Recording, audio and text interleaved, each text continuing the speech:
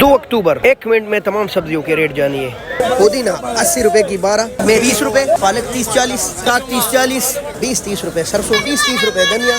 200-250 रुपए की गिड़ी मूली बोंदल वाली 400 से लेकर 500 रुपए तक, 80-90-100 रुपए किलो है। कचालू 60 रुपए किलो, 60-70 रुपए किलो, 200 रुपए किलो देसी मिर्च, 130-40 रुपए किलो है करेला, 250 रुपए किलो है फलियां, 60 रुपए किलो है बंद गोभी, 50 रुपए, 500 रुपए किलो है कच्चे अदरक, 600 रुपए किलो है छैना, 100-110-120 रुपए किलो टमाटर, चमकदार टिंडा 120 रुपए, 120 रुपए किलो है तूरियां, 200-220-230 रुपए किलो है डियाले के, 280 रुपए किलो मटर, 100-120 रुपए किलो है भिंडियां, सियालकोटी तोहफे लेमन 100 रुपए किलो जी, 80-90 रुपए किलो बैंगन,